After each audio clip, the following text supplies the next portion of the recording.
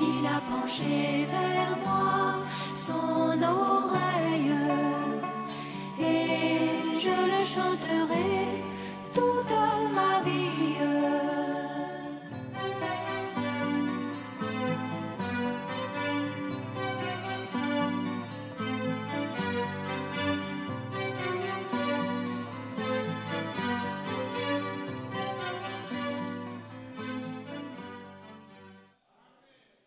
Accorde à chacun cette grâce-là. Au nom puissant de Jésus, nous te prions. Amen. Veuillez vous asseoir, Dieu vous bénisse. On va chanter nos cantiques avant de commencer ce que nous avons à faire. Que Dieu bénisse chacun de nous. Nous avons foi que notre Dieu il nous écoute. Et s'il nous écoute, nous avons aussi foi qu'il nous exauce.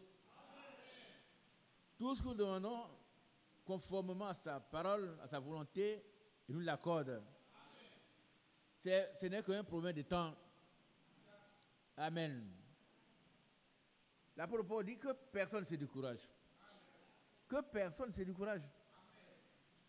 Soyons persévérants, soyons fervents d'esprit et remettons tout notre vie entre ses mains parce qu'il prend soin de nous. Alléluia. Que son nom doit lui exalté, magnifié. Nous allons chanter sur le chemin sans peur. Tout à l'heure, notre jeune frère a déclaré la guerre au diable et au péché. C'est pas vrai? Mais dans ce combat, nous savons, nous n'avons pas peur. Nous n'avons pas peur parce que notre Seigneur, qui est en nous, il est plus grand que celui qui est dans le monde. Que personne n'ait peur de qui que ce soit. Parce que notre Seigneur, il est plus puissant que toutes les forces sataniques. Il nous a déjà rachetés. Auprès de lui se trouve une pleine rédemption. La rédemption de la joie. La rédemption qui prend en compte tous nos problèmes. Je vais insister là-dessus parce que vous sachiez que nous ne sommes plus redevables au diable. Nous ne sommes plus redevables au diable. La rançon a été payée doublement.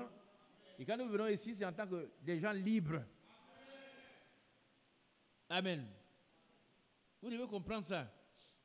Et ne laissez jamais accès au diable de venir vous tourmenter. Alléluia. Notre rédemption a été déjà accomplie. Elle est totale.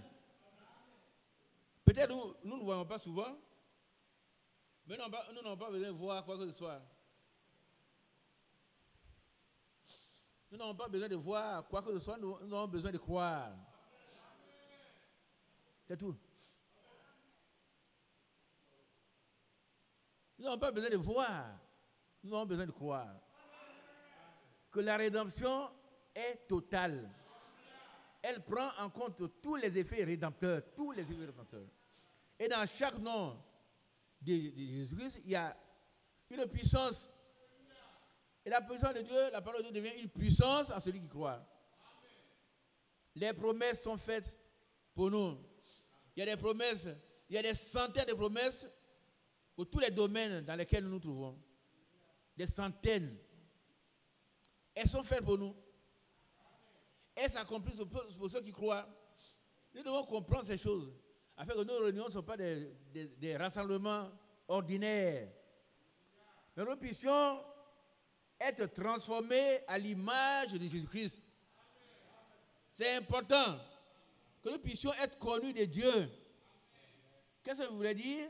Elle dit, quand moi j'écris, quand tu cries, Dieu doit pouvoir t'entendre. Il doit avoir une relation personnelle entre Dieu et toi, comme celle qu'il y a entre un homme et sa femme. Qui a bien compris? Pour ceux qui ne sont pas mariés, vous ne savez pas ce que c'est. Mais entre un homme et sa femme, une petite lame ne peut pas passer. La petite lame là. Et c'est ce que nous sommes. Entre Dieu et nous, vraiment, les relations sont très serrées. Et quand même nous devons mourir, et que ce n'est pas encore le temps pour nous, Dieu vient s'interposer entre la mort et nous. Dites Amen. Et nous récupère la vie. Ce sont des choses réelles. Peut-être que je l'ai dit, mais il va frère Mathias, si on peut vous faire écouter quelques enseignements là-dessus. C'est long. C'est long, mais c'est nécessaire. Peut-être on va prendre un, et puis petit à petit, vous allez comprendre que nous ne sommes plus des gens qui sont là, qui doivent venir pleurer ici. Bon, je viens frère. Non, non, non, non. Nous avons dépassé ce stade-là. Sœur, dites Amen. Nous ne sommes pas à ce stade. Hein? Si vous voyez des vieux frères comme frère Raymond, Ali Atanda, frère Mathieu est parti, vous êtes partis tous, et vous êtes revenus, et puis vous êtes encore là, c'est la grâce de Dieu. Et dans cette grâce, il y a une grande bénédiction. Si vous voulez savoir ce que c'est que la grâce de Dieu, voyez Jacob. Abraham, c'est un appel inconditionnel. Il n'avait rien fait, Dieu l'a appelé. Mais Jacob a volé le droit d'aîné son frère. C'était un voleur. Un rétrograde. Mais un fils de Dieu reste un fils de Dieu. Parce qu'il est lié à la prédestination. Avant que les enfants ne fussent nés, Dieu a dit, j'ai aimé Jacob, j'ai haï Ésaü. Ici, la haine dont parle la Bible, c'est pas comment on appelle, une aversion. C'est simplement, j'ai préféré. Est-ce que vous comprenez un peu? J'ai fait un choix. Et ce choix va s'accomplir dans la vie des deux individus. Ésaü va devenir un profane. Il va négliger le droit d'aînesse au profit de son frère. Parce que c'est prédestiné. Et c'est ce que nous sommes. Toi et moi, nous sommes prédestinés à être semblables à l'image de son fils. Nous avons été prédestinés au salut dès avant le commencement. Ça, c'est une réalité. Et j'insiste là-dessus, pour qu'il n'y ait pas des gens qui viennent ici encore pleurer. Frère, quand je dors, je vois que je perds le salut. On ne perd pas le salut. Tu l'as eu ou tu ne l'as pas eu? Ceux qui ne l'ont pas eu, ils ne parlent pas de vous. Ceux qui n'ont pas le salut sont ceux-là qui peuvent encore courir après les femmes, courir après les garçons, ça ne leur dit rien. Ils peuvent boire, s'enivrer, ça ne leur dit rien. Mais un fils de Dieu, un vrai fils de Dieu, même s'il te trompe, il fait un faux pas, Dieu le ramène. En tant que fils. Je veux insister là-dessus. Pourquoi les gens, au lieu de s'occuper des choses, au lieu d'avancer, ils vont s'asseoir et puis pleurer. Oui, frère, ça ne marche pas parce que quand je dors, on dit que je ne suis pas sauvé. Non, qui ont? C'est le diable. Ouvre ta porte et puis chasse-le. Par contre, tu as ce pouvoir-là. Tu as le pouvoir de marcher sur les scorpions, sur les serpents. Et sur toute la puissance du diable. Et rien ne pourra te nuire. Il faut comprendre ça. Hein? On a besoin d'avancer. Nous avons besoin de nous approprier les effets rédempteurs. Nous n'avons pas le temps pour nous morfondre encore. Si, est-ce que je suis sauvé? Est-ce que je perds le salut? Non. Tu es sauvé, on ne perd pas le salut. Lui, il a souffert pour toi et moi. Il a été élevé à la perfection afin qu'il devienne l'auteur d'un salut éternel pour ceux qui lui obéissent. Ça, c'est la parole de Dieu. Et tous nos péchés ont été jetés dans la mer de l'oubli. Il ne s'en souvient plus jamais. Jamais. Mais quand le diable te rappelle ses péchés, dit Satan, sort devant. Tu arrives trop tard. Je voudrais que vous compreniez cela avant que vous puissiez vous avancer. Ce n'est pas ce que nous sommes qui compte, mais c'est ce que Dieu a fait de nous. Qui a bien compris? Donc un jour, celui qui est pur, celui qui est saint, le saint des saints, a pris notre place. Et aujourd'hui, Dieu nous voit comme il voit Christ. Qui a compris? Il ne te voit pas comme quelqu'un, bon, mais c'est un voleur. c'est une femme qui a fait les rues. Il ne te voit pas comme ça. Ça, c'est passé. Vous allez prendre 1 Jean 1, 1 Jean 2, où le Seigneur assure l'intersection. Il est là. Et il fait il joue le rôle d'avocat. Parce que 1 Jean est écrit plusieurs années après la rédemption. Et Dieu est là, en son Fils Jésus-Christ. Si quelqu'un a péché, nous avons un avocat auprès du Père. Qui est heureux. Vous n'êtes pas allé, ceux qui ne sont pas allés à la justice, au tribunal, vous ne savez pas ce que vous parlez. Mon frère Mathias, on y était. Quand vous avez un avocat, vous êtes tranquille ici. Vous êtes dans la salle, mais ça ne vous concerne pas. Vous allez voir le procureur, le président, ils sont là. Toi, tu es tranquille. Ils prêtent la défense. Si quelqu'un a péché, nous avons un avocat auprès du Père. Donc, il assure l'intersection. Il assure la défense. Il assure la médiation. Toi, tu n'as rien à faire que d'avancer et de pratiquer des œuvres qui t'ont été préparées pour que tu les pratiques. Pour ta croissance spirituelle. Parce que quand on est, on doit grandir. On est né. Personne d'entre vous qui êtes là, qui êtes des pères, personne ne peut me dire qu'un jour son fils est venu dire, bon, je vais naître. Non. C'est le père ou la mère qui ont voulu mettre un enfant au monde. C'est Dieu qui nous a aimés le premier. Et il a fait de nous ses fils et les filles de Dieu. Et déjà, c'est un projet accompli. Il nous a déjà rendu parfait dans son projet. Amen. Est-ce qu'on se comprend? Qui comprend cela? Si vous n'avez pas compris, dites-moi, on va t'expliquer. Si tu n'as pas compris, dis frère, je suis trop et puis tu dis que je suis parfait. Ce n'est pas moi qui dis, c'est la Bible. Demandez à ceux qui font des projets. Ceux qui font des projets, parmi nous, il y a des entrepreneurs, il y a des médecins, il y a des ingénieurs qui font des projets. Quand on fait un projet, on connaît déjà l'aboutissement. On ne fait pas un projet au hasard, bon, on arrive à tel niveau, maintenant, non. Le projet, c'est un tour. Et dans le projet de Dieu, nous sommes déjà parfaits. Tout ce que nous devons avoir, nous l'avons déjà. Maintenant, nous, en tant qu'individus, nous devons grandir et atteindre cela. Et Dieu va nous donner la capacité de le faire. Est-ce que vous comprenez un peu? Si vous ne comprenez pas, dites frère Isaac, on va. Hein? Qui comprend? Il peut avancer? Il peut avancer? Non, ma soeur, toi, dans la situation que tu te trouves, peut-être il y a tel problème, mais ça, ce n'est rien du tout. La Bible dit que les mêmes souffrances sont imposées à vos frères dans le monde entier. Mais ça, c'est pour notre croissance. Alors, si on t'enlève ces souffrances, tu n'auras plus de bénéfices. Ah oui. Quelqu'un qui est en classe de terminale, il dit, frère, moi, je ne peux pas passer le baccalauréat, je vais aller à l'université. Mais comment tu vas faire? Dis-moi. Tu fais l'école missionnaire. Mais les autres vont passer le baccalauréat. Et demain, ça dure quelques temps. Tu vas les voir, ils sont étudiants. On était ensemble en terminale. Ça n'a pas de valeur. Vous étiez ensemble en terminale. Mais tu as fui. Tu as fui l'épreuve.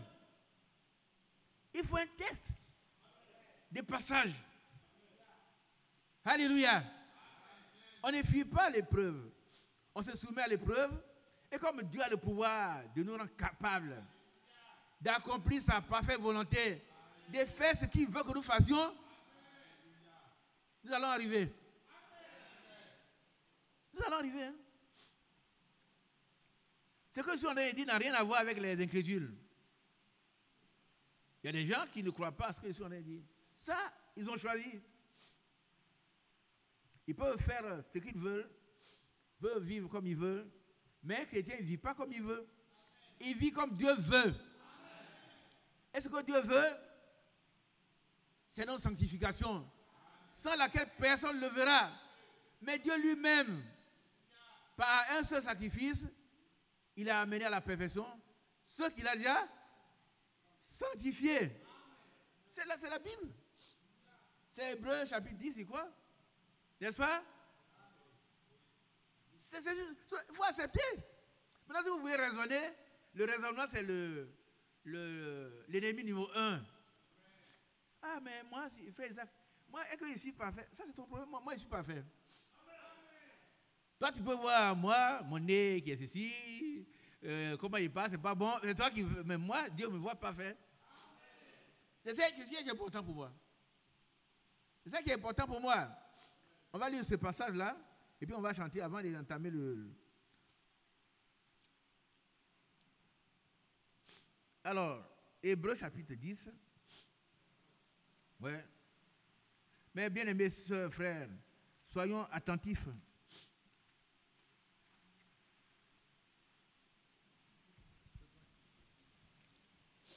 Je vais faire une chose, frère Mathias.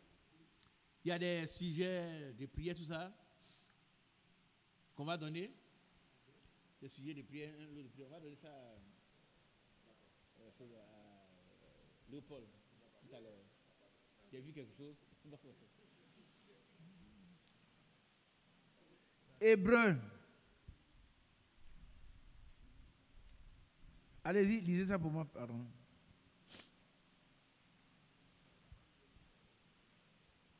Hébreux 10, verset 14. Ouais. Car, par une seule offrande, il a amené à la perfection pour toujours ceux qui sont sanctifiés. Alors, toi tu dis quoi? À vous. Je n'ai rien à dire. Je dis Amen. Amen. Mes soeurs, dites Amen. Je n'ai pas entendu. Amen. Vous avez été amenés à la perfection. Il faut accepter ça. Mais je vois que vous ne croyez pas à ça. C'est ça qui fait l'obstacle aux bénédictions.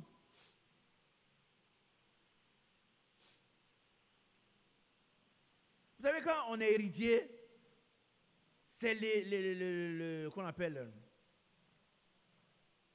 c'est le donateur qui écrit, tu donnes le titre, hein? C'est lui, c'est pas toi. C'est pas toi. Un jour tu es là et puis on t'appelle au tribunal, on dit bon, mais viens pour un problème d'héritage. Tu t'en vas, on dit, Jean-Pierre, tu avais quelqu'un comme ça, tu le connais, lui, c'est un grand-père. Bon. Il dit, bon, l'immeuble qui est là, c'est pour toi. Ah, moi? Mais qu'est-ce qu'il a fait? Tu n'as rien à faire. C'est lui qui t'a donné. C'est ce que Dieu a fait pour nous. On ne cherche pas à comprendre. Est-ce que moi, j'ai tellement péché? Tu as tellement péché. C'est pas ça que le problème. Le problème, c'est qu'il a tellement souffert pour toi et pour moi. Amen. Voilà donc Hébreux chapitre 10 à partir du verset 9. Lis cela pour nous. Hébreux 10, verset 9. Il dit ensuite, voici, je viens pour faire ta volonté. Il abolit ainsi la première chose pour établir la seconde. C'est-à-dire la loi. Pas pour l'accomplir. Alléluia. Il abolit. Nous continuons. Verset 10. C'est en vertu de cette volonté que nous sommes sanctifiés par l'offrande du corps de Jésus-Christ une fois pour toutes. Qui a compris? Est-ce que Jésus-Christ est déjà mort? Qui se souvient? Est-ce qu'il est mort? Est-ce qu'il est resté dans la mort? Qu'est-ce qu'il a fait? Ressuscité. Et où il est? Et qu'est-ce qu'il fait? Voilà. Donc, ce qui est écrit là est vrai. Moi, j'accepte ça. Je ne m'occupe pas de ce que je suis, ce que j'étais, mais je m'occupe de ce que Dieu a fait pour moi. Il faut que vous compreniez ça. Vous n'avez pas besoin de faire une expérience personnelle, de voir si non. Acceptez ce que la Bible dit. C'est en vertu de cette volonté que nous sommes sanctifiés. Être sanctifié, c'est être lavé, c'est être nettoyé, c'est devenu propre et c'est mis à part pour servir Dieu.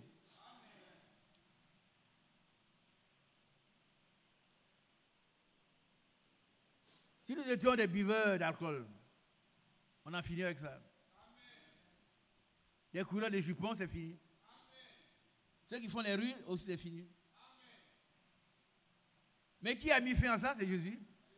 Non, c'est il a dit, tout est accompli. Il est venu pour nous donner une année de grâce. Pour renvoyer vivre les opprimés. Il a fait, c'est fini. Qui arrive ici pour la première fois, qui n'est pas dans notre assemblée? Il n'y en a pas ici. Sachez que notre Dieu, il n'a qu'une seule parole. Il est le chemin, la vérité et la vie. Ce qu'il dit est dit. Amen. Verset 11. Hébreux 10, verset 11. Et tandis que tout sacrificateur fait chaque jour le service et offre souvent les mêmes sacrifices qui ne peuvent jamais ôter les péchés. Et ça, c'est ce que les gens faisaient avant. Avant que le Seigneur vienne. Aujourd'hui encore, dans les villages, ils font les mêmes choses. Vous allez les voir, les poulets, les moutons. Ils vont aller les sacrifier, mais ce sont des ignorants. Tenus par Satan. Mais nous n'avons pas besoin de ça. Un chrétien ne fait plus de sacrifice. Pourquoi? Parce que le sacrifice suprême a été fait par Dieu lui-même, en offrant son propre fils. Et la Bible dit que si Dieu nous a donné, il n'a pas épargné son propre fils, il nous l'a donné, qu'est-ce qu'il peut nous refuser? Rien. Romains chapitre 8. Il peut nous donner tout avec lui.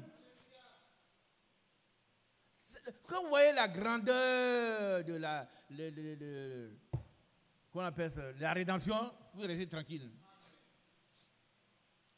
La grandeur de la rédemption, elle est totale, la rédemption. Amen. Oh, qu'il soit loué, exalté. Verset 12. Lui, après avoir offert un seul sacrifice pour les péchés, s'est assis pour toujours à la droite de Dieu. Amen. Et là, il est assis là pour intercéder en notre faveur. Prenez 1 Jean 1 et 2. 1 Jean 1 et 2. Vas-y, lis 1 Jean 1, 2. Bien aimé, j'insiste, je n'avance pas parce que je vois encore dans les cœurs des doutes. La preuve, c'est que vous avez des choses que vous devez avoir. Vous n'avez pas. Frère, on croit, mais tu ne crois pas. Si tu croyais, tu verrais la gloire de Dieu. Tu ne crois pas. Tu ne crois pas. Vas-y, mon frère. 1, verset 2. Ouais. Car la vie a été manifestée. Ouais. Et nous l'avons vue. Et nous lui rendons témoignage. Amen. Et nous vous annonçons la vie éternelle qui était auprès du Père et qui nous a été manifestée. Amen. Verset 3. Ce que nous avons vu et entendu, nous vous l'annonçons à vous aussi, afin que vous aussi, vous soyez en communion avec nous. Amen. Or, notre communion est avec le Père et avec son Fils Jésus-Christ. Amen. Verset 4. Et nous écrivons ces choses afin que notre joie soit parfaite. Amen. La nouvelle que nous avons apprise de lui et que nous vous annonçons, c'est que Dieu est lumière Amen. et qu'il n'y a point en lui de ténèbres. Amen. Continuons. Si nous disons que nous sommes en communion avec lui et que nous marchions dans les ténèbres, nous mentons et nous ne pratiquons pas la vérité. Verset 7. Mais si nous marchons dans la lumière, comme il est lui-même dans la lumière, nous sommes mutuellement en communion et le sang de Jésus, son Fils, nous purifie de tout péché. On dit Amen. Aujourd'hui, dès que tu fais un péché, le sang de Jésus te purifie. Est-ce qu'on peut pécher? Oui. On n'appelle même pas un péché, on peut faire des fautes. Il y en a qui écoutent et disent, ah frère, je peux pécher? Non. Non. Celui qui est né de Dieu ne pêche pas. Il se garde lui-même et le malin ne peut le toucher. Mais s'il fait une faute, le Seigneur lui pardonne. Il fait une faute. Combien de fois Dieu va le ramener et puis lui pardonner? C'est le cas de Josué. Un pécheur, c'est un pécheur. C'est un vie de péché, pratique le péché. Mais un chrétien qui tombe dans le péché, regardez un peu, j'insiste là-dessus. Je ne parle pas de vous qui êtes là, qui pratiquez le péché, vous avez des femmes au dehors, vous avez des maris au dehors, ça ne vous dit rien, vous volez, vous trompez les gens. Ça, vous n'êtes pas, il ne parle pas de vous. Hein. Il n'y a pas des fils de Dieu qui peuvent avoir des faiblesses. Et ils les ont. C'est pourquoi il dit que je vais vous faire écouter peut-être des messages. Pendant Israël à la mer Rouge, où le frère Branham dit beaucoup de choses. Et il parle de Jacob, qui était un voleur. Mais Dieu lui a fait grâce. Parce que Jacob était prédestiné au salut, à la grâce de Dieu. C'est comme nous. Amen. Oh, que notre Seigneur soit loué. Donc comprenez cela une fois pour toutes. Maintenant, est-ce que quelqu'un qui a le Saint-Esprit peut pécher? Qui va me répondre? Peut tomber dans le péché? Peut faire une faute? Frère Léopold.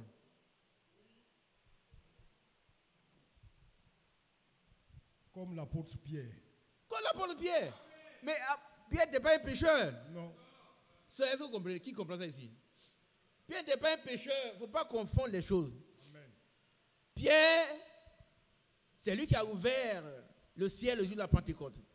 Et quand Pierre parlait en langue, quand il parlait, 17 nationalités le comprenaient. Il parlait galiléen et tout le monde comprenait. Mais Antioche, il a eu une faiblesse. L'hypocrisie s'est emparée de lui. Il ne voulait plus manger avec les autres. Or, même avant Antioche, il a refusé de manger les animaux impurs. Et Dieu lui a dit, tu y manges. Alors, sur l'impulsion de Dieu, Dieu l'a mangé. Il a dit qu'il a accepté d'aller. Tu connais? Et là, il s'est fait un miracle. Quand il parlait, là, le Saint-Esprit est descendu sur tous ceux qui étaient là. Et il a dit, comment peut-on refuser le baptême d'eau à des gens qui ont été baptisés comme nous, du Saint-Esprit? Et il a vu tout ça. Plus tard, il va à Antioche. Des gens viennent de Galilée, de Jérusalem, et eux, ils veulent pratiquer encore la loi. Bien-aimés ne sont pas encore là pour pratiquer la loi. Hein. Nous pratiquons la loi de la liberté. La loi, a dit Jésus-Christ. Lui qui a tout fait pour nous, nous devons marcher dans les traces de Christ. Parce qu'il s'est identifié à nous, nous devons nous identifier à lui. En venant dans le monde, prendre notre place, il a été fait péché, pas pécheur. Pourquoi toi et moi soyons faits justice de Dieu? Maintenant, nous devons être comme lui, nous devons nous identifier à lui. Lui, il a pris notre place. Nous devons aussi venir, avancer et devenir comme lui. C'est là ce qu'on nous demande. Amen. On se comprend? Et Pierre n'a pas contesté. Hein? Ça a donné lieu à un grand séminaire, à un colloque à Jérusalem. Et à la fin, des conclusions ont été tirées. Je ne vais pas revenir là-dessus. Peut-être la prochaine fois. Et ce qu'un chrétien ne doit pas faire, il doit faire, a été déterminé à l'issue de ce colloque. C'est synode. Amen. Peut-être on va le lire, les résultats du synode. C'est acte combien? Acte combien? 15? Combien? Ayez un carnet, prenez une note et puis étudiez. Pour ceux qui savent lire.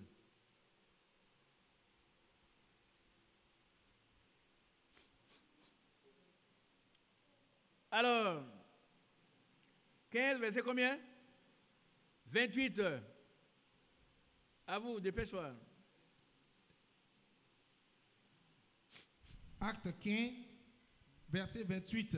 Voilà, là, il va y avoir un synode, c'est-à-dire une grande réunion évangélique à partir de ce comportement de Pierre pour arrêter une fois pour toutes les décisions à prendre. Alors, il y en a qui disent encore, on ne doit pas manger ceci, on doit manger, on doit. Donc, il faut arrêter ça avec aller voir, rencontrer les pylônes. C'est-à-dire ceux qui sont considérés comme des gens, des dévanciers, ceux qui ont marché avec Christ, comme Pierre. Allons-y. Acte 15, verset 28. Car il a paru bon au Saint-Esprit et à nous. Ils ont mis d'abord le Saint-Esprit. Saint-Esprit. Tout ce que nous faisons dans une église, il n'y a pas le Saint-Esprit, n'est pas biblique. On peut être très éloquent, mais ça, c'est dans le monde. Ici, le Saint-Esprit qui parle. Tout doit être conduit par le Saint-Esprit, qui est Dieu lui-même, qui est le repos.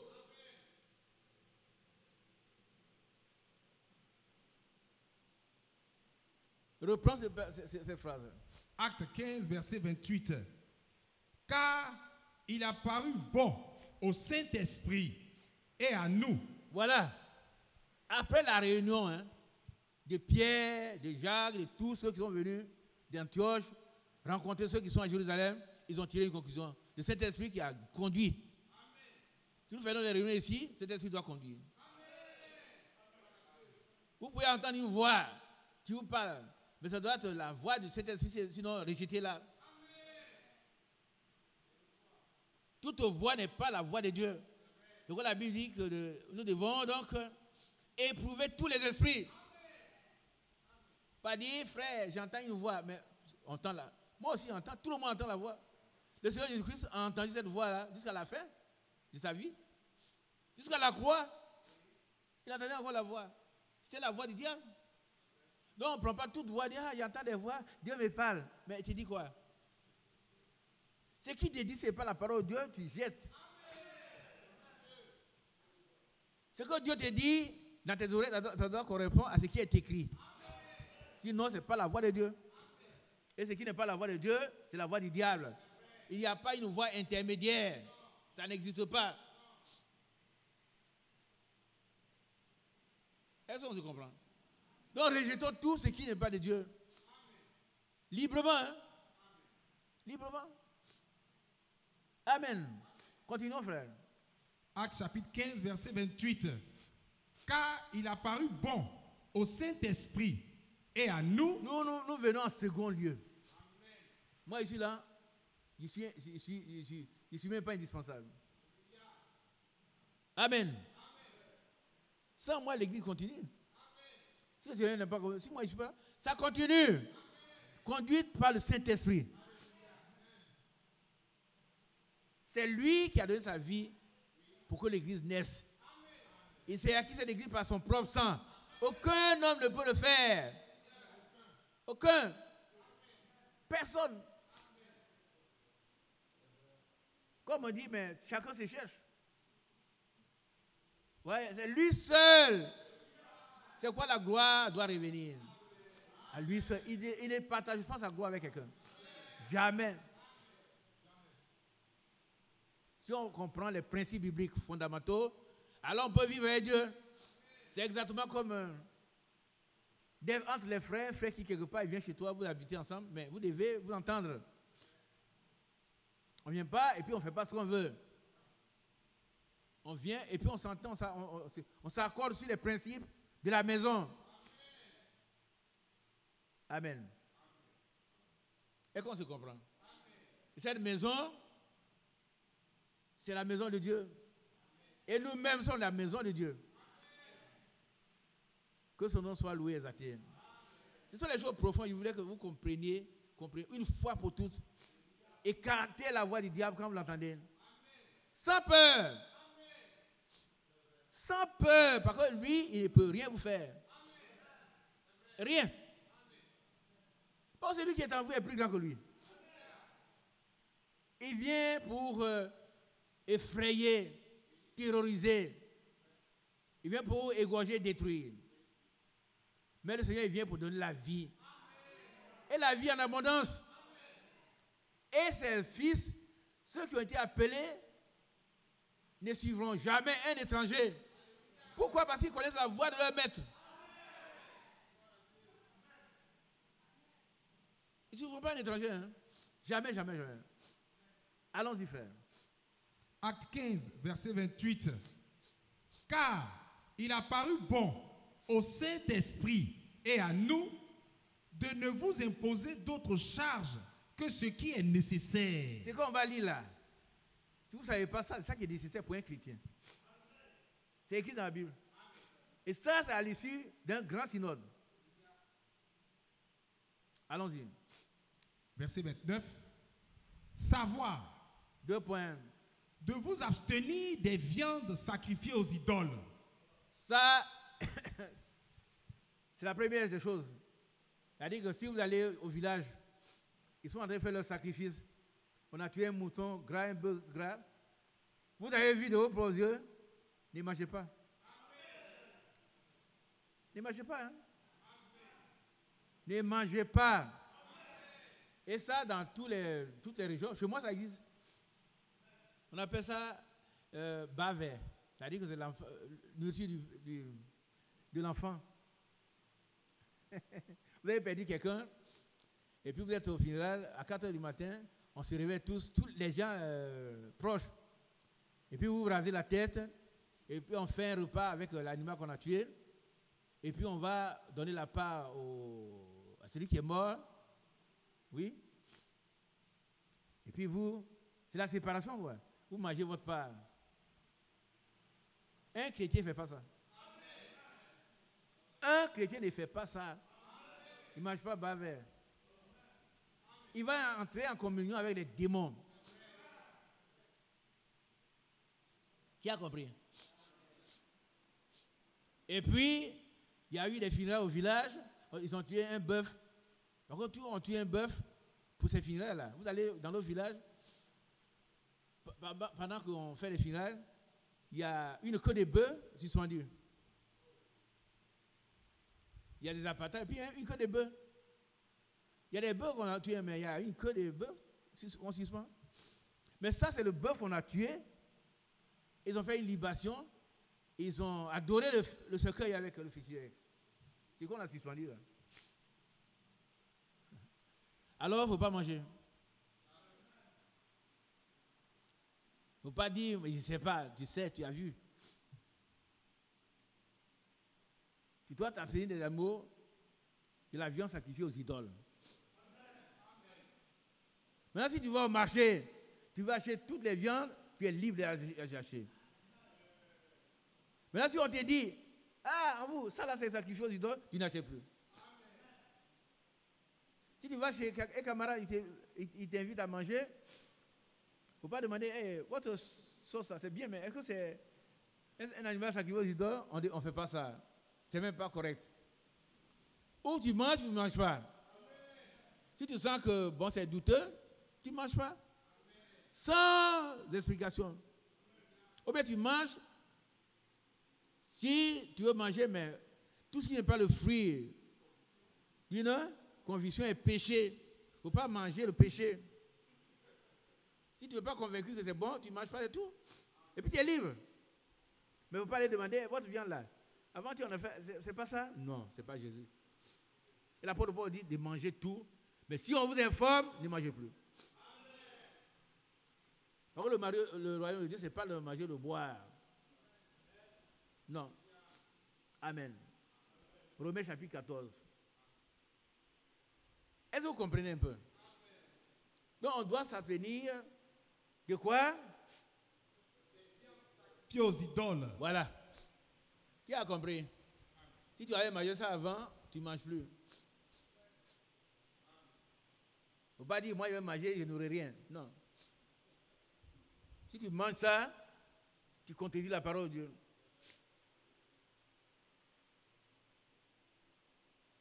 On peut avancer. Hein?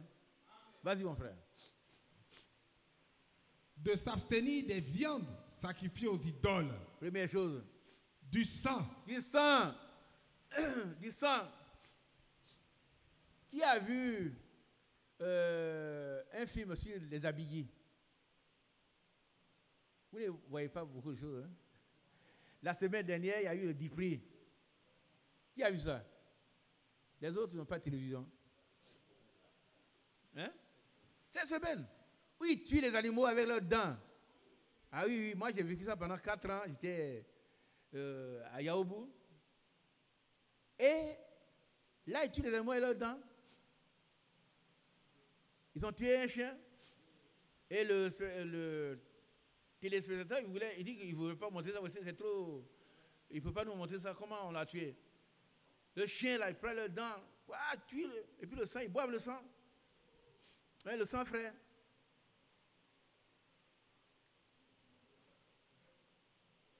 Et puis tu les vois, ils vont entrer en transe. Leur visage devient, les yeux sont hagards. Ils regardent quelque part sans savoir où ils regardent. Tu dois voir les femmes. Moi, pendant 4 ans, il y a eu mes élèves. Quand ça arrive, c'était le mois d'avril, tu vois les gens, ils sont en transe. Et ça, ce sont des petites choses. Alléluia! Ça, c'est rien du tout. J'ai fait 4 ans dedans. Et puis, il y a des patrons qui viennent vous calmer. Ça, c'est le monde, ça. Ce sont les ignorants. Mais nous avons la puissance suprême. Et c'est Jésus-Christ. Le maître, le créateur de l'univers. Malheureusement, il y a une confusion. Tous ces gens qui entrent en transe, le samedi, dimanche, ils sont à l'église. Mais ça, c'est leur liberté. Hein. Mais ils ne sont pas des chrétiens. Ce n'est pas des chrétiens, ce sont des gens d'église.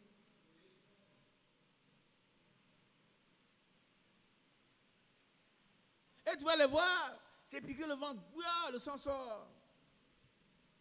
Et l'interprète dit oui, quand il se pique, il ne savent même pas. Parce que le démon qui est en eux, c'est lui qui dit de te piquer. Mais pourquoi? C'est pour boire le sang. C'est pique. Et puis ils prennent le sang. Mais un chrétien ne se pique pas. Mais il ne mange pas le sang. Un chrétien ne mange pas de sang. Vous allez, le boudin, si tout ce qui est sang, c'est au supermarché, c'est doux, hein, non? Il y a trop de choses au supermarché. Si c'est du sang, tu ne manges pas. Et mais regarde, il faut que vous avanciez en connaissance. Hein? Un supermarché comme Sokosé, il y a 1000 choses à manger. Ce n'est pas du sang que tu vas te rassasier. On dit de ne pas manger, tu ne manges pas. C'est tout.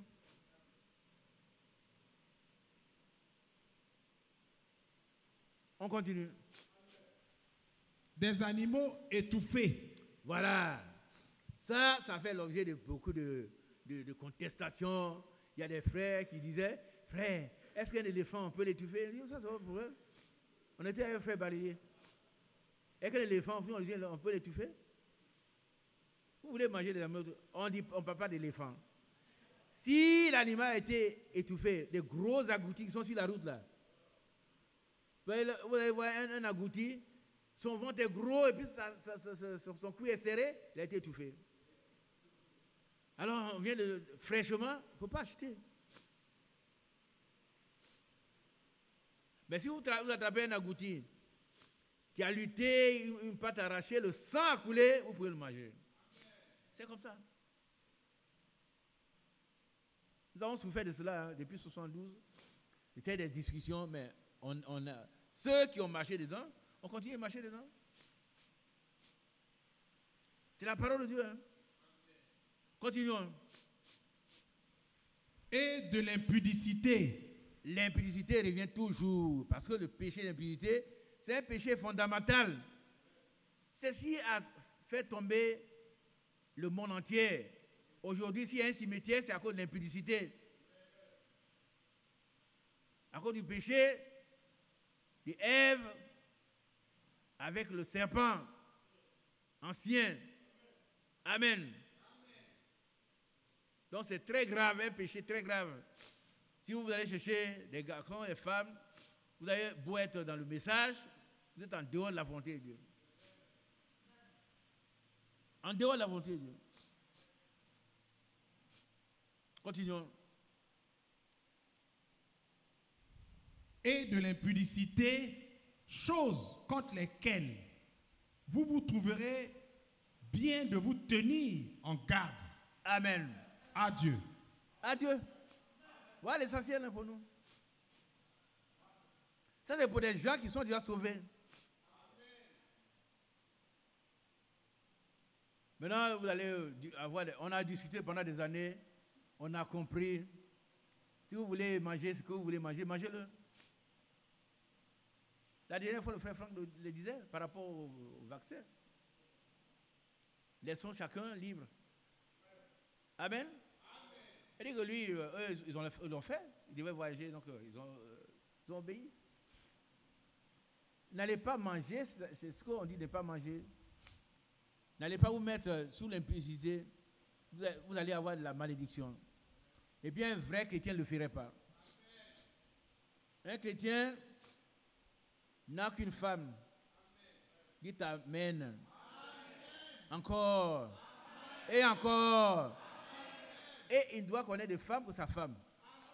Dites Amen encore. Ça, c'est important. C'est-à-dire le chrétien, il a peut-être 25 ans, et puis il est marié. Il est dans la virulence. Mais la seule femme avec qui il doit coucher, c'est sa femme, c'est tout. Jamais, jamais avec quelqu'un d'autre. Sinon, ce n'est pas un chrétien, il n'est pas encore converti.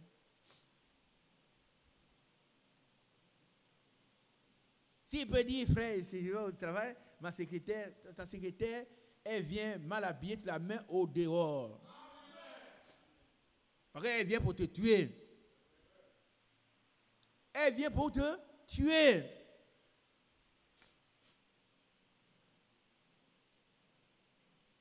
Il ne faut pas être des efféminés, il faut être des hommes. Un chrétien, c'est un homme. Il est capable de dire non, sors de chez moi. Ce n'est pas de la méchanceté. Par contre, nous avons livré bataille contre le péché, contre le démon. Et une femme, jolie femme qui vient chez toi, mal habillée, c'est un démon, tu la mets au dehors.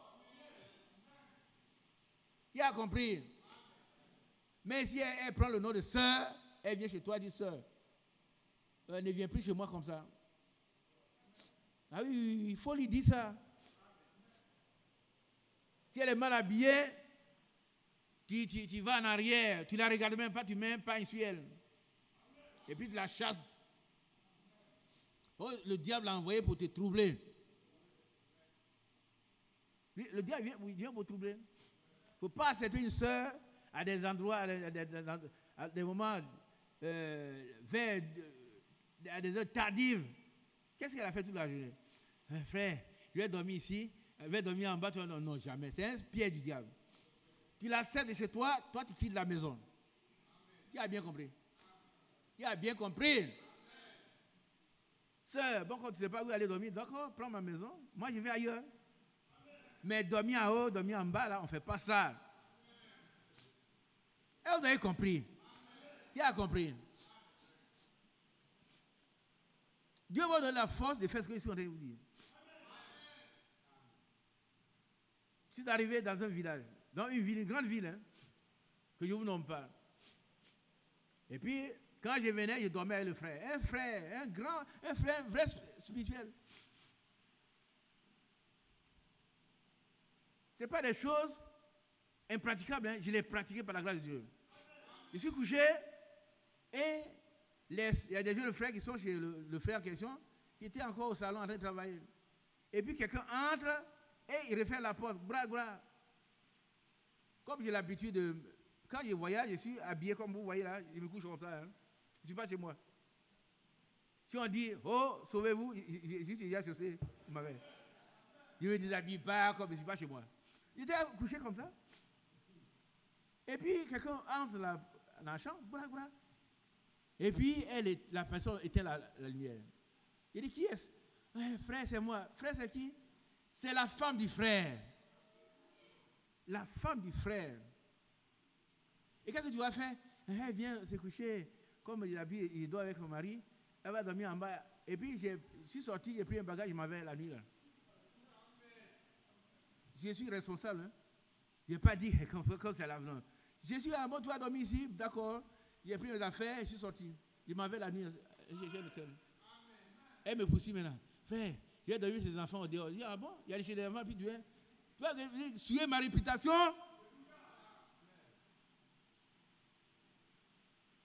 Et puis qu'est-ce que je vais gagner dedans? Qu'est-ce que je vais gagner dedans? Tu vas tuer ma réputation pour toujours. Elle est allée chez les enfants et puis elle a fermé la porte. Elle est là encore. Hein. Depuis elle me voit, elle baisse la tête. Je vais faire un si grand mal là, contre Dieu. Il ne faut pas se dire, comme c'est la sœur. Mais si elle dort en bas, qui sait ce que vous avez fait la nuit? Qui? On a juste la femme du frère. Et puis il va rester ici, prêcher quoi? Dites-moi ce que je vais prêcher. Je vais prêcher du mensonge. Et comme c'est la femme du frère, non, il n'y a pas de... Je sors immédiatement. Je suis sorti, il prend mes bagages, je vais chercher un hôtel la nuit. Là. Il vaut mieux que je meure quelque part, c'est mieux que ça. Un chrétien, c'est pas quelqu'un qui n'a pas de caractère. Et puis demain, on sort tous deux de la chambre du frère. Quelle honte! Quelle abomination! J'avais à peine 30 et quelques années.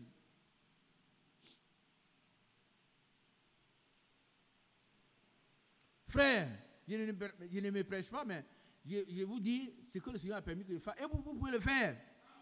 Si vous voulez, il ne faut pas vous amener. L'impudicité, c'est démoniaque. C'est démoniaque, hein? C'est démoniaque. Ne pensez pas que comme il est vieux. Non, c'est quand il était jeune.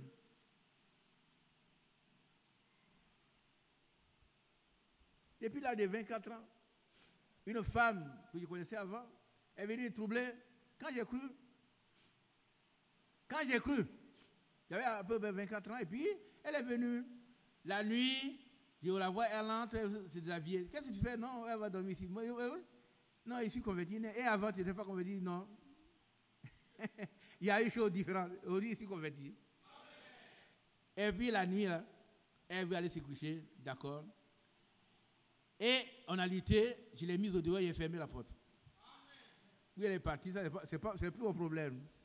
Par contre, sauve-toi pour ta vie. Qui comprend? Sauve-toi pour ta vie. Elle est partie où? C'est pas un problème.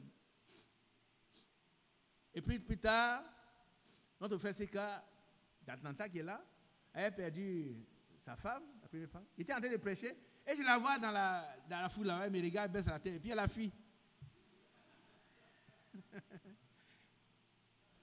Qu'est-ce que j'allais prêcher? Elle m'a dit, mais celui-là, avant-hier, elle est venue, on a couché ensemble. Et puis, il prêche quoi? Vous allez voir. Quand on est converti, on est converti. Ou on n'est pas converti. Mais si vous jouez au caméléon, un chrétien fondalé tombe et puis meurt. Et puis qu'est-ce qu'il veut gagner dedans? Il veut gagner la honte. La honte, il veut baisser la terre comme ça. Il ne peut plus, je ne peux plus pécher. Si on est obligé de me repentir ici. Ah oui, oui, oui. On n'est pas ici pour jouer, frère. On n'est pas ici pour jouer. Hein? Par contre, nous allons rendre compte de chaque millimètre, centimètre de ce que nous faisons. Pas penser que c'est un endroit où on vient jouer. Parce que moi, je ne sais même pas prêcher. Mais ce que je suis encore qui est vrai, c'est ce que je vous dis. Et Dieu nous rend capables. Un homme doit connaître sa femme. Un point, un trait. C'est tout. Nous devons garder l'impudicité. Aujourd'hui, si vous voyez des gens mourir, c'est parce qu'il y a eu l'impudicité au départ. Un adultère. Et Dieu lui-même va juger les impudicés. Lui-même. Ça veut dire que le jugement sera terrible. Donc, mes bien-aimés sœurs, mes frères, ne vous amusez pas à venir vous asseoir là et puis bon, on vit, on est avec une seconde femme, c'est mon cousin, ma cousine, non.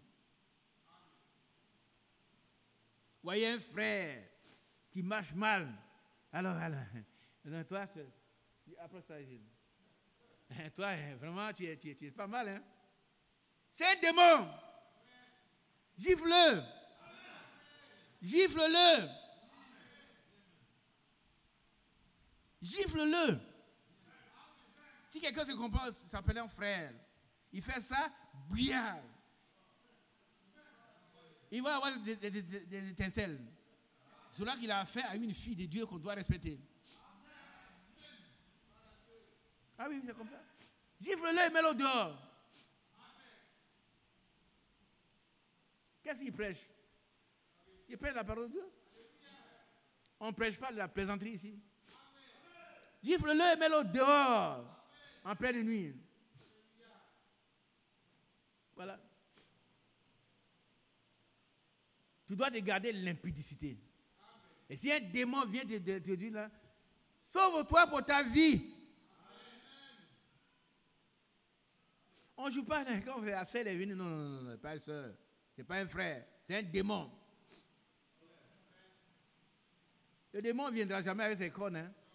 Il va venir camoufler comme un caméléon. Mais toi, tu as le discernement.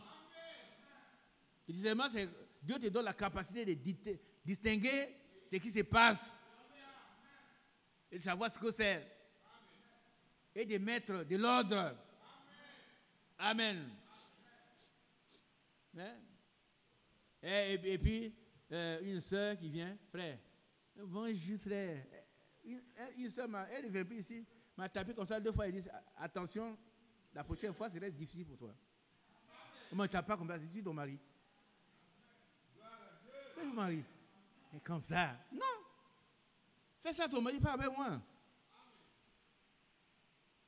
C'est pas avec moi. Ce n'est pas avec moi. Alors, un serviteur de Dieu qui vit dans la débauche, qu'est-ce qu'il prêche? Il ne prêche rien. Parce que c'est le nœud. C'est ce péché du siècle qui a mis le monde dans le chaos. Et Dieu a le pouvoir de nous en épargner. Qui croit cela? Voilà. Tu ne peux pas vivre dans le péché et puis tu vas venir prêcher les choses. Prêche-toi à toi-même d'abord. Toi-même, tu dois te prêcher à toi-même. Avant de pouvoir monter ici. Sinon, ce n'est pas ta place ici. Ce n'est pas ta place ici. Hein? Parce que ceux qui prêchent seront jugés plus sévèrement. Amen. C'est ce qu'on doit vous prêcher. Hein? On n'est plus au stade de mais non, il n'y a pas de mais. Les premiers deux sont oui et amen. Il n'y a pas de mais dedans. C'est oui et amen. Un chrétien, c'est un chrétien. Converti, né de nouveau, rempli de Saint-Esprit. Il a un nouveau cœur. Une nouvelle vie. Il est identifié à Christ dans le projet. Il est déjà parfait. Ce n'est pas quelqu'un qui va faire encore beau petit. Et s'il tombe dans les fautes, le Seigneur lui pardonne. Ce que je suis en train de dire, vous pouvez le vérifier avec Pierre, avec Zacharie. Josué, dans Zacharie. C'est ce qui est biblique. Celui qui peut lui-même s'élever, aller vivre dans le péché, il n'est même pas chrétien. Il n'a même pas la vie, il est déjà mort. Il est déjà mort. Il vit dans la mort. C'est un mort ambulant. Donc comprenez cela et puis restez en retrait du péché. Or le Fils de Dieu, celui qui est né de Dieu, ne pratique pas le péché. Il se garde lui-même et le malin ne peut le toucher. Amen. Amen. Vous qui nous écoutez en ligne, si vous êtes dans le péché du sexe, retirez-vous maintenant au nom de Jésus. Si vous avez quelqu'un à qui vous êtes collé, qui paie votre maison de temps en temps, retirez-vous au nom de Jésus.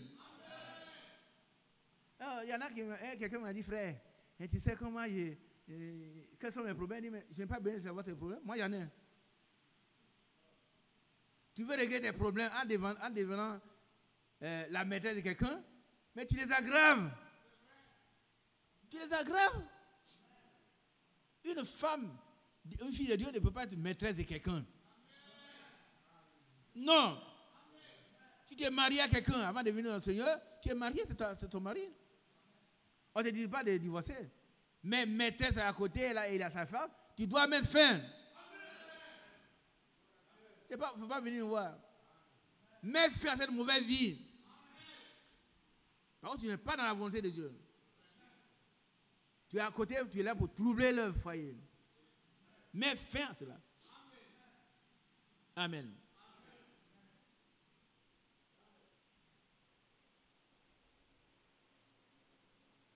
Les jeunes gens, frère, c'est pas que Dieu. Non, ce que je vous dis, il y avait 24 ans. Hein. C'est pas aujourd'hui. C'est pas aujourd'hui. Ce n'est pas aujourd'hui, frère. Excusez-moi de parler de ces choses comme ça. Je ne me prêche pas, c'est pour vous aider à comprendre que Dieu peut faire la même chose pour toi. Si tu veux. Si tu veux. Vous allez voir des femmes qui vont venir vous proposer le sexe contre une promotion. Mettez-le dehors. Mettez-le dehors. Mettez-le dehors immédiatement. Vous voyez, frère, c'est pas moi, c'est elle qui est. Non, c'est toi. Elle est dans l'ignorance. Toi, tu es éclairé. Et puis la lumière et les ténèbres sont incompatibles. La lumière, quand elle est là, elle chasse les ténèbres. Et le Seigneur a dit, vous êtes lumière. Si la lumière qui est en vous est ténèbres, combien grands seront ces ténèbres? Toi, tu es plus sombre que celui qui n'a jamais cru. Si tu peux accepter encore les propositions de sexe contre ta vie, tu es un grand païen. Tu es un grand païen. Je suis en train de commenter les conclusions du synode de Jérusalem. Abstenons-nous contre l'impudicité. C'est important, hein? Très, très important. Amen.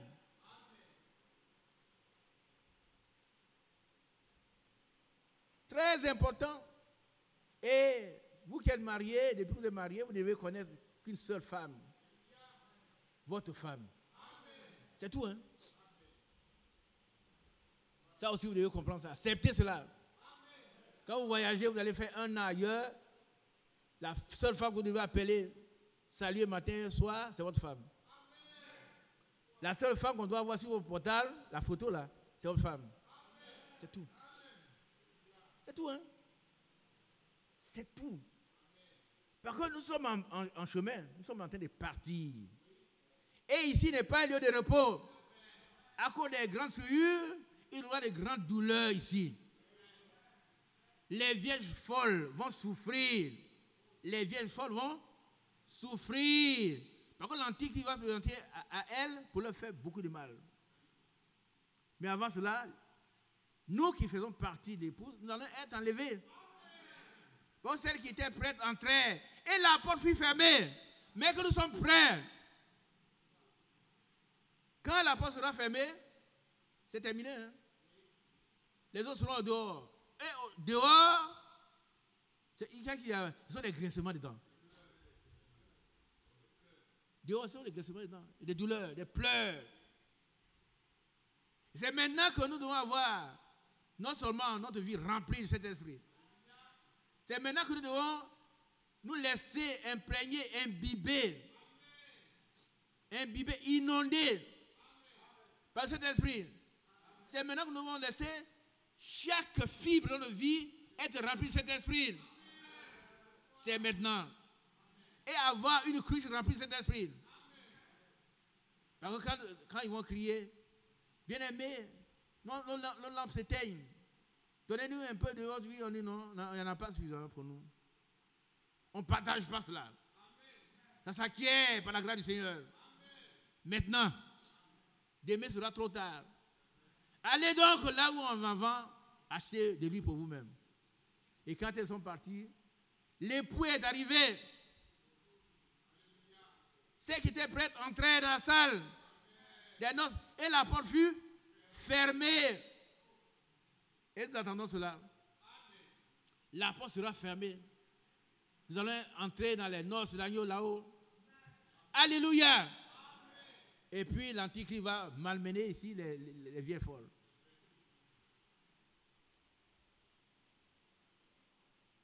Non, ne vous amusez pas. Vous venez tous les mercredis, c'est très bon, mais connaissons la parole de Dieu et mettons-la en pratique. Car qui sont mes frères? Qui sont mes soeurs?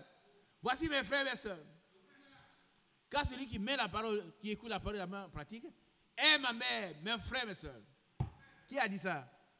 C'est Jésus. Si tu ne mets pas la parole de Dieu, tu ne connais pas Jésus, tu n'es rien, il n'est rien pour toi, tu ne connais pas. Malgré les, comment on appelle, les miracles que tu auras fait, tu ne connais pas, tu n'as jamais connu. C'est ça la parole de Dieu. Hein. Vous êtes jeune, il faut que vous connaissiez les principes bibliques fondamentaux. Ce sont des critères inébranlables. Dieu soit loué. Amen. Qu'est-ce qu'on lisait? Oui, allons-y. On a fini? Reprends ça pour nous, parce que les frères comprennent, les sœurs comprennent. Frère Isaac, je suis trop faible. Ce n'est pas moi qui rends fort. Hein. Celui qui rend fort, donc toi, lui, va te rendre fort. La Bible dit qu'il nous rend plus que vainqueurs. Plus que vainqueurs. Plus que vainqueurs. Toi, tu ne veux pas être vainqueur? Ce n'est pas un problème. Ce n'est pas une congrégation de politiciens ici. C'est un rassemblement de gens qui sont fils de Dieu, nés de Dieu, remplis de Dieu, héritiers de la promesse. C'est différent, hein? Co-héritier de Christ. Et le monde entier attend notre manifestation. Non, on ne va pas venir ici pour s'amuser, frère, tous les mercredis. Tous les mercredis, je vais à l'église. Mais est-ce que tous les mercredis, tu connais le Seigneur? Et quand tu cries, Seigneur, secours, est-ce qu'il tend sa main pour te secourir immédiatement?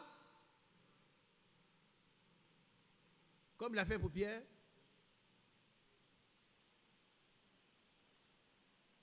Lisons cela et puis on va avancer. Actes chapitre 15, verset 28. Car il a paru bon au Saint-Esprit et à nous de ne vous imposer d'autres charges que ce qui est nécessaire. Ça c'est nécessaire. On doit pas, on peut pas s'en passer. C'est comme la nourriture. Aucun de nous ici ne peut dire, moi je ne mange pas pendant 1 mois, 2 mois. Moi je n'ai fait ça. Donc c'est indispensable. On ne peut pas ne pas le faire. Nous devons obéir. Par contre, les promesses de Dieu s'obtiennent par la persévérance et par la foi. Et la foi est l'action et obéissance. La foi, là, c'est l'action et puis l'obéissance. Amen. Merci, Seigneur. On a fini? Verset 29. Savoir de vous abstenir des viandes sacrifiées aux idoles, du sang, des animaux étouffés et de l'impudicité, choses contre lesquelles vous vous trouverez bien de vous tenir en garde à Dieu. Voilà. L'impudicité, c'est la première cause de tous les décès que vous voyez. Il y a les cimetières dans les villages, c'est l'impudicité. Si les gens meurent, jeunes, vieux, c'est l'impudicité qui a causé cela. Si aujourd'hui les gens boivent, vous allez voir, ils sont en train de boire, fumer, de la drogue, tuer, assassiner, c'est l'impudicité. Donc ce n'est pas un péché bénin, ce n'est pas un péché mignon, ça n'existe pas de péché mignon.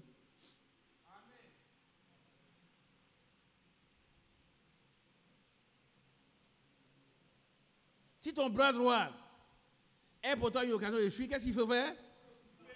Coupe-le. Reprends ça pour moi à vous. Si ton bras droit est pour toi une occasion de chute, coupe-le. Et sur ton bras gauche, coupe-le également. parce qu'il est mieux, il est plus avantageux d'entrer parce qu'il est plus avantageux de rentrer. Pas de rentrer, mais d'entrer. D'entrer, pardon, dans le royaume des cieux manchot que d'être brûlé en enfer. Voilà. Je paraphrase. Alléluia. Par contre, là-bas, nous aurons nos deux bras. Au ciel, là. Nous aurons nos deux bras. Amen. Ça, c'est très significatif. Il faut aimer les frères, il faut aimer les sœurs. Mais s'il y a un frère, une sœur qui peut demander le péché, ce n'est pas ton frère. Tu lui parles, s'il continue, séparation. Ah oui, oui, oui. Tu l'aimes, hein? Tu l'aimes, tu pries pour lui. Il faut qu'il change. Il faut qu'il change. Amen. Alors, Dieu nous bénisse. Amen. On n'a pas fini, mon petit.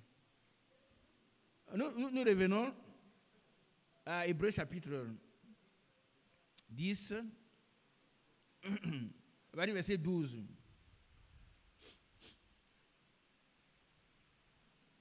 Hébreux 10, verset 12. Lui, après avoir offert un seul sacrifice pour les péchés, s'est assis pour toujours à la droite de Dieu. Amen. Continuons. Attendant désormais que ses ennemis soient devenus son marchepied. Amen. Amen. Continuons. Verset 14. Car par une seule offrande, il a amené à la perfection pour toujours ceux qui sont sanctifiés. Oh, dites Amen. Jésus est mort une seule fois et nous sommes parfaits. Nous sommes parfaits. Hein? Selon le plan, le projet de Dieu, nous sommes déjà parfaits. Continuons. Verset 15. C'est ce que le Saint-Esprit nous atteste aussi. Car après avoir dit, verset 16, voici l'alliance que je ferai avec eux. Après ces jours-là, dit le Seigneur, je mettrai mes lois dans leur cœur et je les écrirai dans leur esprit. Il ajoute, et je ne me souviendrai plus de leurs péchés ni de leurs iniquités. Vous ne voulez pas que je sois heureux? Moi, je suis heureux. Tous mes péchés passés sont passés. Le Seigneur affirme. C'est fini. Il ne se souvient plus de mes péchés. Que le nom du Seigneur soit glorifié. Alléluia. Que Dieu bénisse chacun de nous. On va chanter un cantique. Et puis je vais amorcer la prédication. Et puis je vais laisser la place au frère Mathias. On n'ira pas au bout. Mais ce sont des principes fondamentaux que vous devez connaître. Et je vais insister afin que nous ne soyons pas des profanes qui remplissent une église. Non. Ce sont des fils de Dieu. On va se tenir debout. On va chanter Si le chemin va sans peur. Si le chemin va sans peur, car Jésus est devant toi.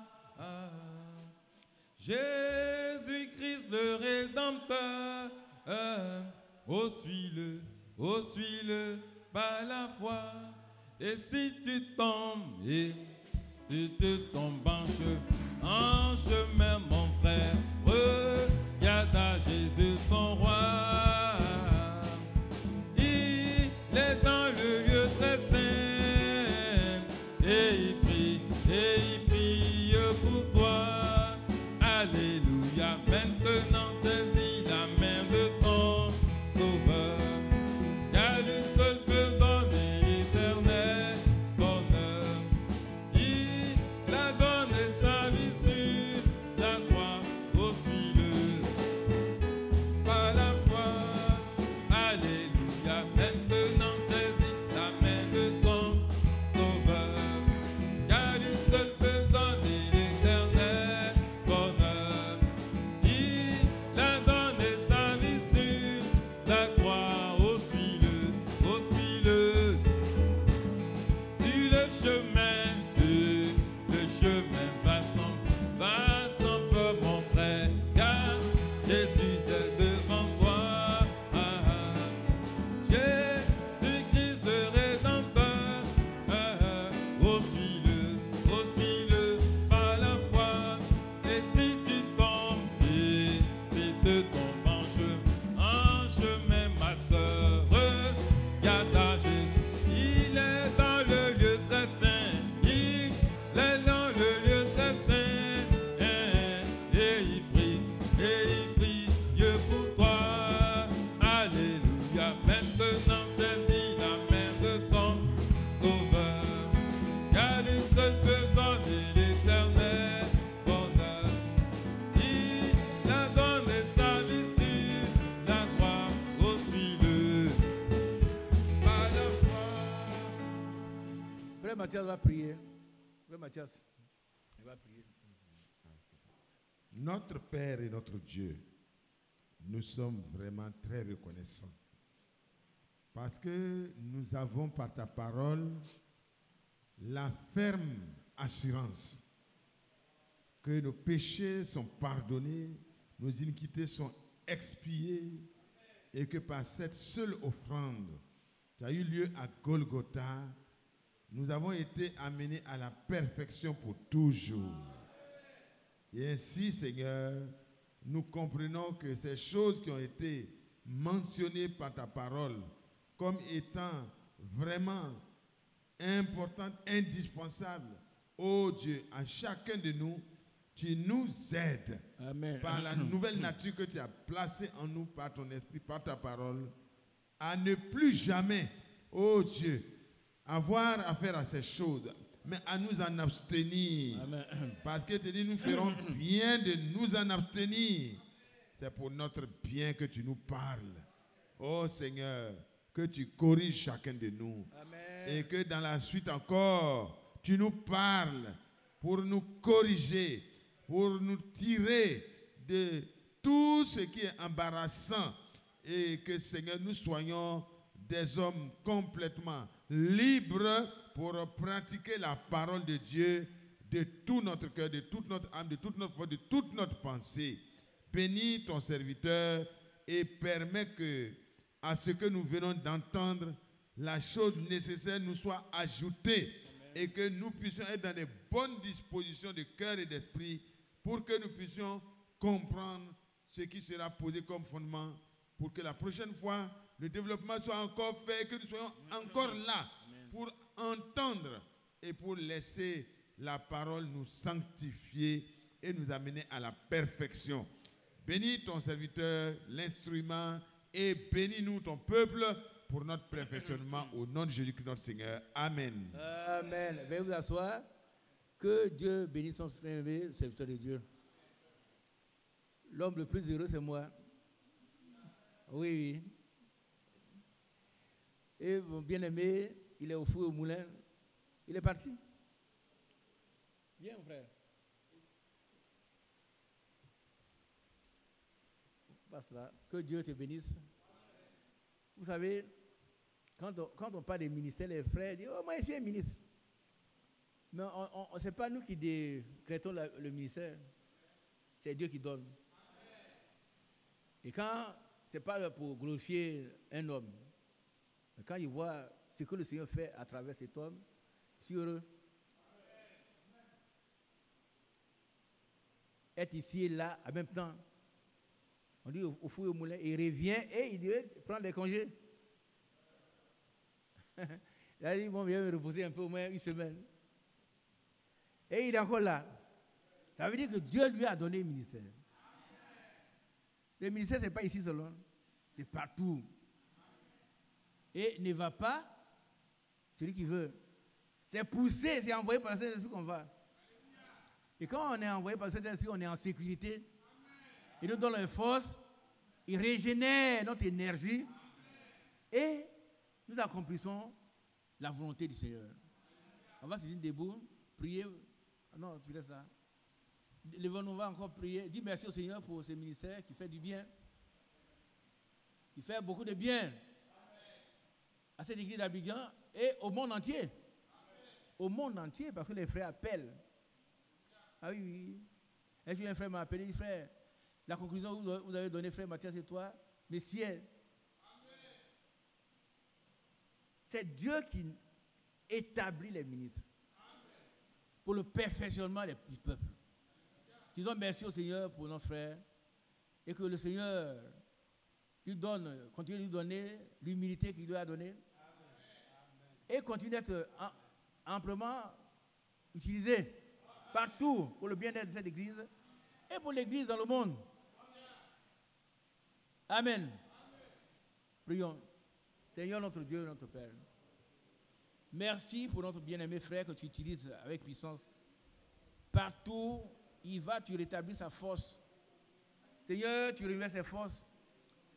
Ce n'est pas humain. C'est divin, ce n'est pas humain. Que de parcourir des centaines de kilomètres et de revenir encore être au service de Dieu. Tu l'as appelé, tu lui as donné toutes les forces. Seigneur, merci. Bénis-le davantage. Bénis-le, bénis-le, bénis-le. Tu connais ses aspirations profondes. Apporte la solution à tout ce qu'il attend de toi. Au nom puissant de Jésus-Christ. Bénis son serviteur. Égale-le dans le creux de ta main. En sécurité. Au nom puissant de Jésus, te prions. Amen. Merci Seigneur. Merci Seigneur. Dieu te bénisse mon frère. Dieu te bénisse. Veuillez vous asseoir. Nous allons entamer notre thème qui concerne la restauration de cette église. Qui a aussi une partie de l'épouse. Qui a déjà entendu ça? Moi je crois à ça. Cette église, nous faisons partie de l'épouse. Et nous devons être restaurés. Il y a des décisions à prendre. L'église doit être réconciliée. Ah oui, oui.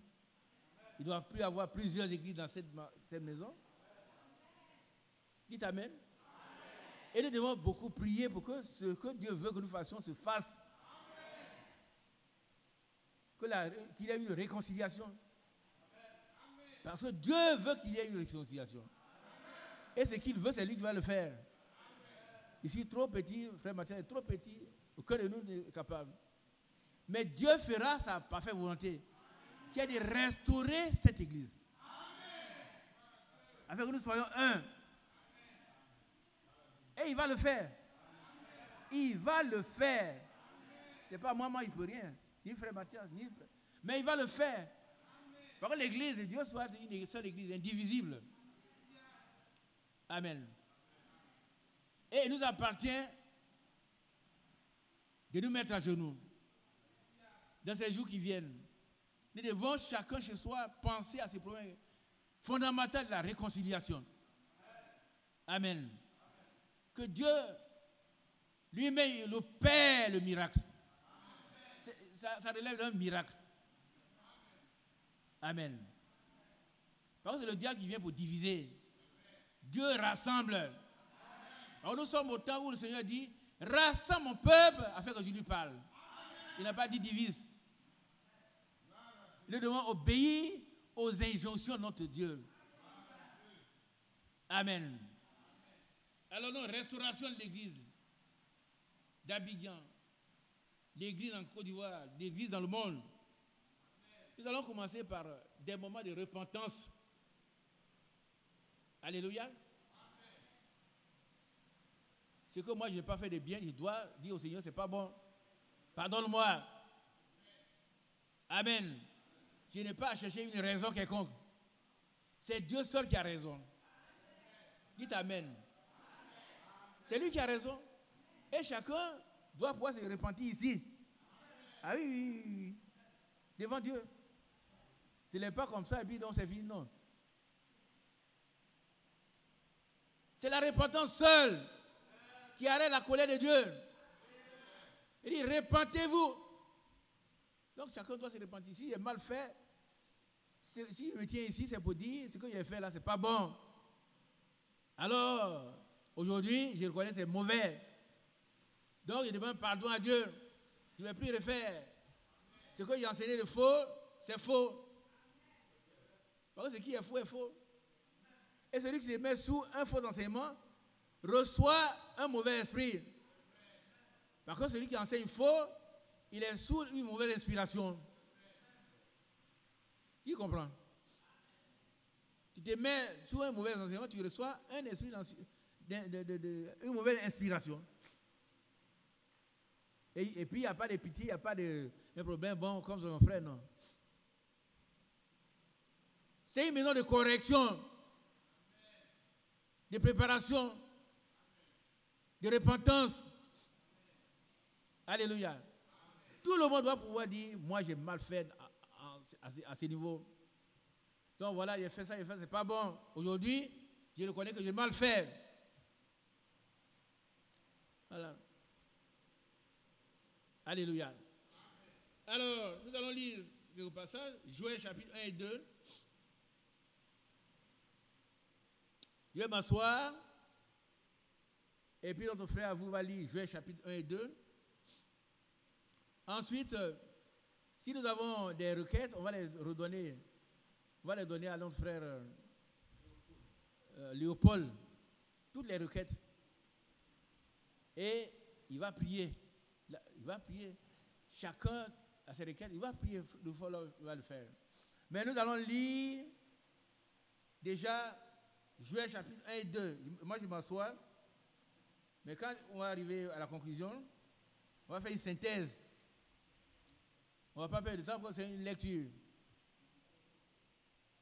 Joël chapitre 1 et 2.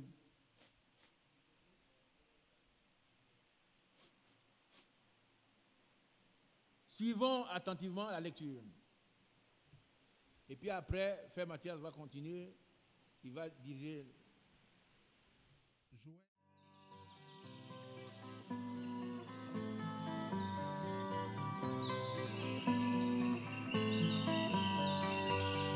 J'aime l'Éternel,